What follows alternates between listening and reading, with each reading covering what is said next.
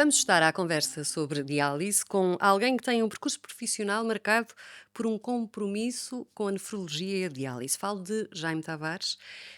Foi vice-presidente da ANADIAL em 2015 e 2016, assumiu a presidência em 2017, onde se manteve até 2022. E começava precisamente por aí. Quais foram os maiores desafios que enfrentou?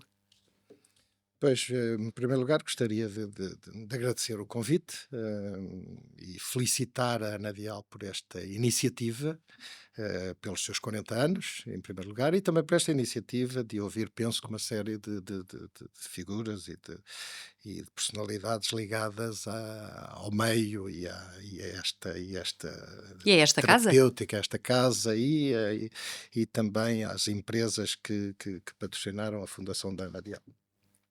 Deixe-me dizer-lhe que para além deste período que falou, estive na direção da Anadial desde 1998, por isso tenho, modéstia à parte, uma experiência daqui viver aquilo que foram as diferentes vicissitudes ao longo do tempo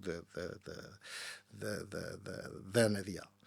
E deixe-me também dizer que devemos ter alguns motivos de orgulho importantes relativamente à forma como Portugal trata as pessoas que infelizmente sofrem de uma doença terminal, em que a vida não seria possível sem uma terapêutica de substituição.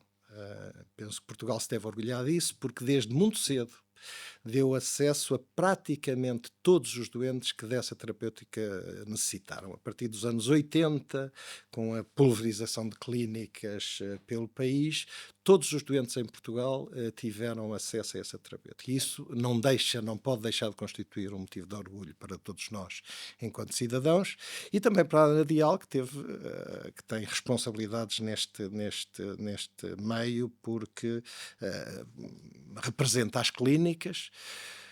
O Estado português, penso que de forma, não sei se consciente ou inconsciente, desde cedo, não tomou, não assumiu responsabilidades nesta terapêutica, delegou, convencionou esta terapêutica com operadores privados e de facto nós temos um cenário em que 90% dos doentes do país são tratados em clínicas privadas, em unidades privadas de hemodiálise e 90% dos 100% dessas unidades estão representadas na Anadial. De facto, o Anadial era e é, penso que o grande interlocutor junto ao Ministério da Saúde desta área terapêutica. Também gostaria de dizer, Diga à vontade. antes de Antes de responder começar, à minha questão. antes de responder à sua questão, que,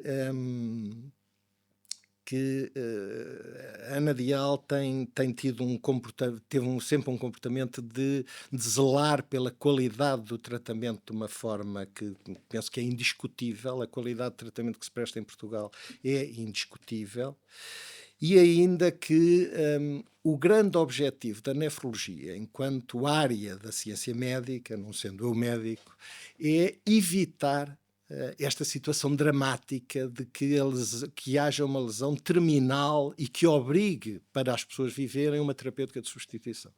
Isto é muito importante isto que digo, porque ao longo da conversa poderemos falar um pouco sobre isto.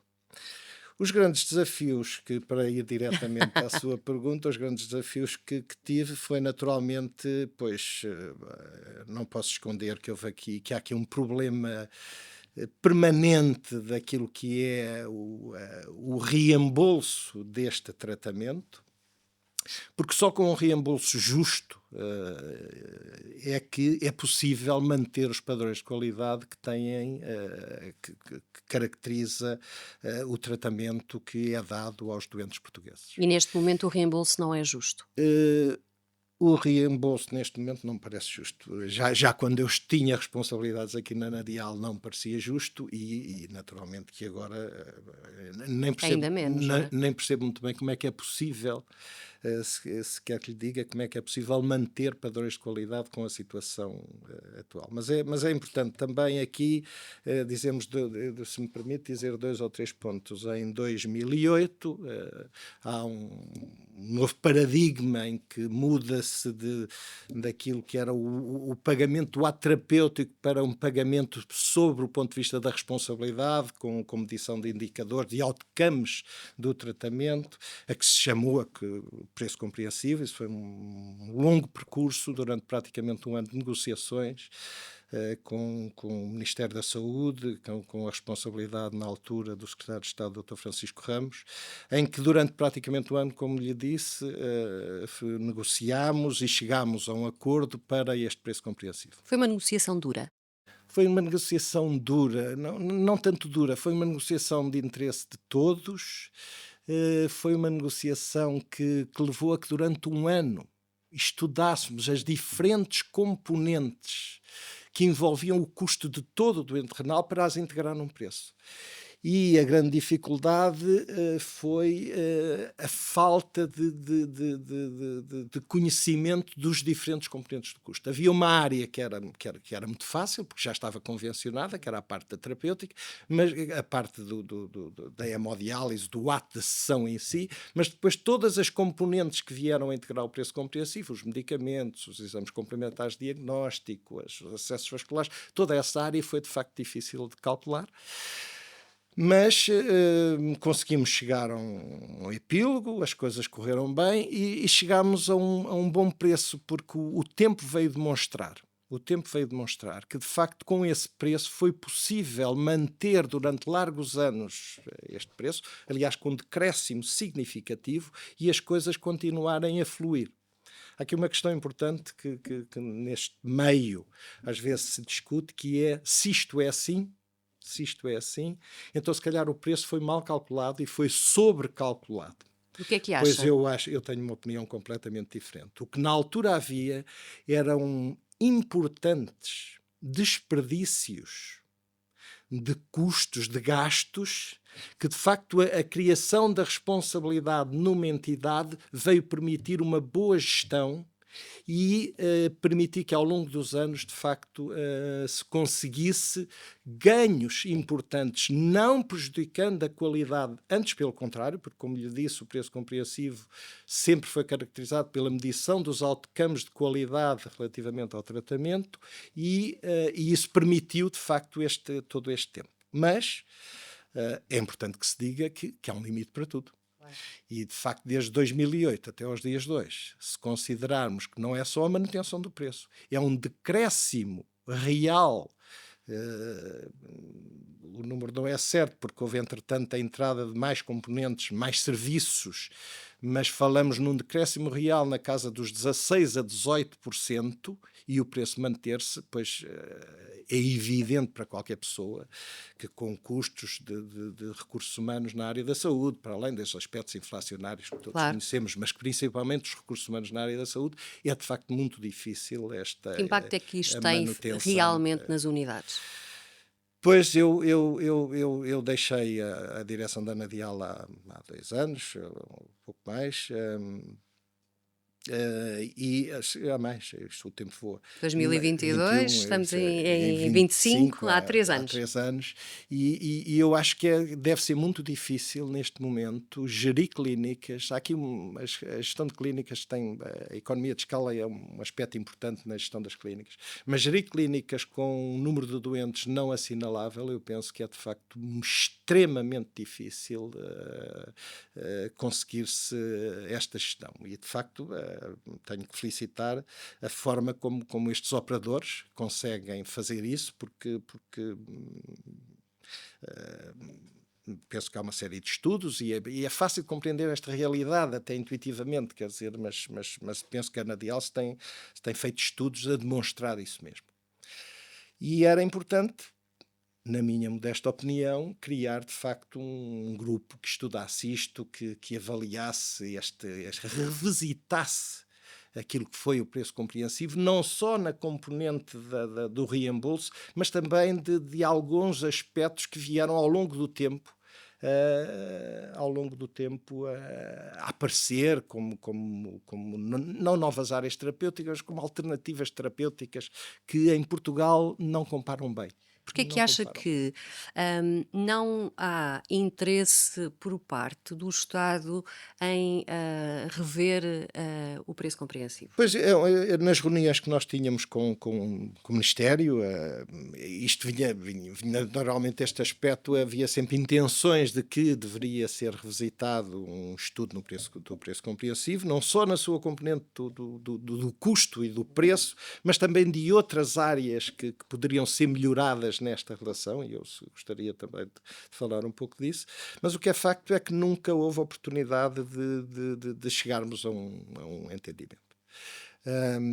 Eu gostava daqui deixar uma ideia que, não sendo minha, era do Dr. Abel Bruno Henriques, que foi secretário-geral da Ana Dial durante longos Muitos anos anos? e que defendia a criação daquilo o nome aqui é pouco importante, mas a ideia que me parece mais significativa era a criação de um conselho tarifário que funcionasse, talvez, debaixo da entidade reguladora de saúde ou de algum órgão independente, que avaliasse, de facto, se o preço está bem definido ou não está bem definido. E este conceito tarifário, naturalmente, deveria ter os prestadores, a entidade que paga, o Ministério da Saúde, que representa, de facto, os nossos impostos e que devem salvaguardar, espero eu, esses interesses, mas, como já disse, as associações de doentes, a Academia, economistas da saúde, para que isto fosse regularmente revisitado, porque há estes processos inflacionários, há novos medicamentos, novas áreas que precisavam de ser aferidas. E esta ideia penso que era uma ideia importante. Para além do preço, há de facto aspectos nesta área que que foram evoluindo ao longo do tempo. Quer dizer, a terapêutica de substituição da função renal não é só a hemodiálise, há outras alternativas de terapêutica, desde logo a transplantação renal, que em Portugal corre muito bem. Nós temos excelentes indicadores, números de doentes transplantados, comparamos muito bem internacionalmente em termos de transplantação renal em Portugal, o que é bom para a sociedade e bom para o doente, porque é talvez a terapêutica que permite uma maior reabilitação social do doente. Mas há depois as terapêuticas domiciliárias, que nos últimos anos têm estado muito em voga nos países mais evoluídos, concretamente a diálise peritoneal e mesmo a hemodiálise domiciliária, que em Portugal Não tem grande aceitação, pois comparam não? mal em termos de números quando nos comparamos com os outros países da nossa E porquê? Que igual. explicação é que encontra para isso? Pois, eu acho que um dos problemas é que a hemodiálise está muito entregue a um setor privado e este setor privado tem uma convenção que só lhe permite fazer hemodiálise. E isto é uma coisa que deveria ser alterado, porque a rede de clínicas em Portugal de hemodiálise tem uma cobertura muito boa geograficamente, melhor naturalmente que os serviços de nefrologia hospitalares, maior, não é melhor, é maior Maior. que os serviços de nefrologia hospitalares. Isso poderia permitir algumas discussões virtuosas. Em primeiro lugar, uma relação profícua entre estas unidades e os cuidados de saúde primários. Relativamente à prevenção, apoio nefrológico aos médicos dos cuidados de saúde primários, que dão consultas e que poderiam fazer campanhas de ensinamento no bom sentido, palestras sobre a doença renal e evitar o estadio 5 ou prolongar, chegar o mais tarde possível à necessidade terapêutica de substituição. E, por outro lado, integrar na sua possibilidade de terapêutica de substituição a diálise peritoneal e a hemodiálise domiciliária.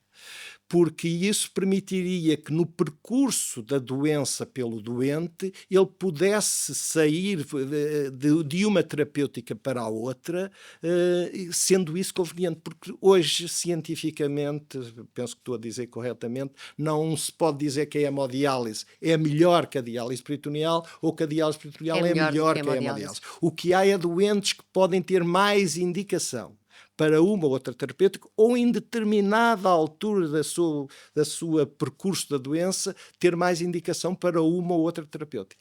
E como as clínicas convencionadas lhes está vedado este aspecto e não há regulamentos claros quanto à hemodiálise domiciliária, naturalmente que esse é um aspecto que afeta esta possibilidade de crescermos nestes números, e comparamos mal, de facto, internacionalmente nestes dois aspectos terapêuticos. Deixe-me perguntar-lhe uma coisa, já que referiu os cuidados de saúde primários.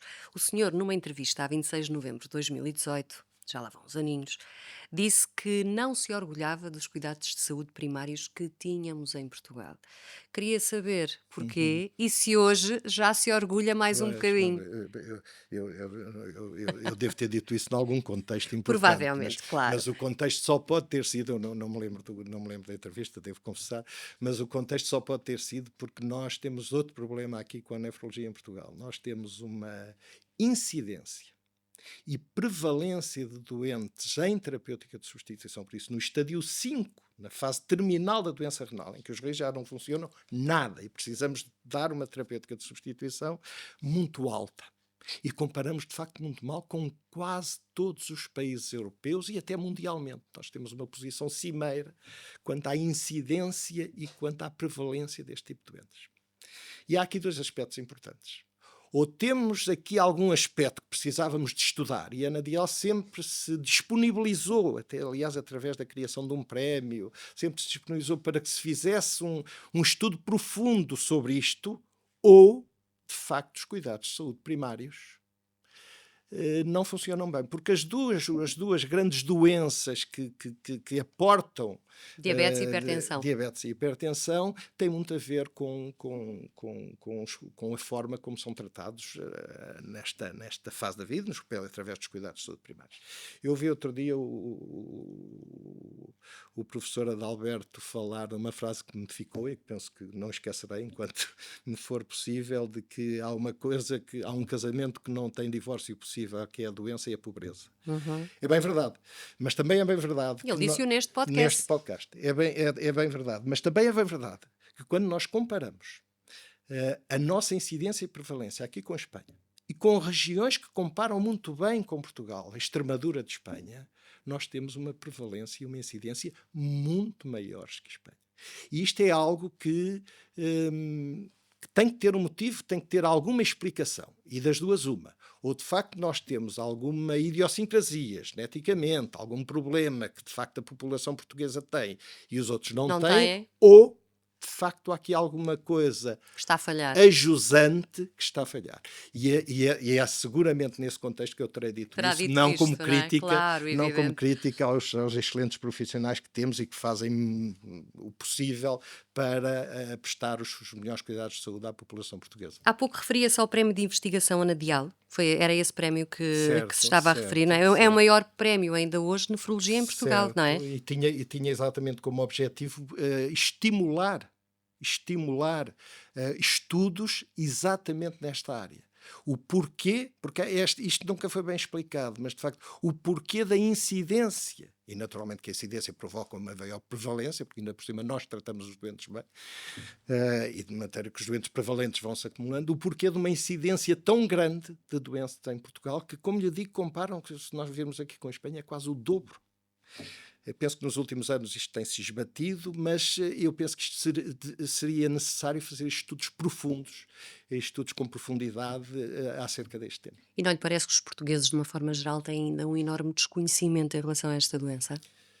Sim, mas de facto as duas doenças que aportam mais doentes, mais uma vez a diabetes e a E a hipertensão, hipertensão? nós temos feito uma evolução normal naquilo que é a nível europeu. Quer dizer, nós hoje não podemos comparar com outros países europeus, mas as coisas têm evoluído de uma forma significativa. A literacia em saúde, quer dizer, nós vamos evoluindo de uma forma se calhar com mais medicamentos, chegando à terapêutica mais precocemente que os outros países, não com uma vida tão saudável, mas temos feito grande evolução. E de facto este aspecto é tão... a diferença é tão esmagadora que é um tema muito discutido. e que eu acho que não vale a pena discutir sem base científica. Era importante estudar isto de uma forma clara e objetiva. Posso perguntar-lhe que se pudesse voltar no tempo, é difícil, não é? Mas teria feito alguma coisa de forma diferente? Pois, eu não Durante os anos, obviamente, em que desempenhou funções não na área de me algo, foram sim, muitos, não como não sabemos. não parece não, a vida nós somos nós e as nossas circunstâncias, e as circunstâncias da altura foram as que fizemos o que penso que foi possível fazer, não com Gostava de ter chegado mais longe, ter feito grande mais ainda? brilhantismo, não sei grande brilhantismo. Sim, há áreas que eu acho que gostava de ter, gostava muito de ter durante os meus mandatos chegado à possibilidade, por exemplo, abrir as convenções para incorporar a diálise peritoneal, para incorporar a hemodiálise domiciliária naquilo que é a responsabilidade que hoje é dada às clínicas. Muito bem, estamos a terminar. Mas Deixe pedia-lhe uma mensagem final. Pois, a mensagem final é uma coisa muito, muito, muito, muito simples, mas naturalmente agradecer a todos os companheiros deste percurso que comigo fizeram este trajeto. Em primeiro lugar, não vou falar em nomes porque uma série de pessoas que participaram numa série de direções, eu participei numas e depois, enquanto tive a liderança da Anadial, mas por isso todos sem exceção, também aos serviços administrativos da Anadial, que também me acolheram e depois dizer que de facto uma palavra de regozijo pela qualidade com que tratamos os nossos doentes em Portugal. E esta qualidade só é possível porque, de facto, o Estado português permite que os operadores tenham a capacidade de fazer um tratamento do mais alto padrão a nível mundial, isso sem dúvida. E os doentes portugueses podem estar conscientes de que, de facto, recebem um tratamento de alto nível, comparando, seja sob que perspectiva for. Jaime Tavares, agradeço ter estado à conversa sobre diálise, o podcast da Ana Dial.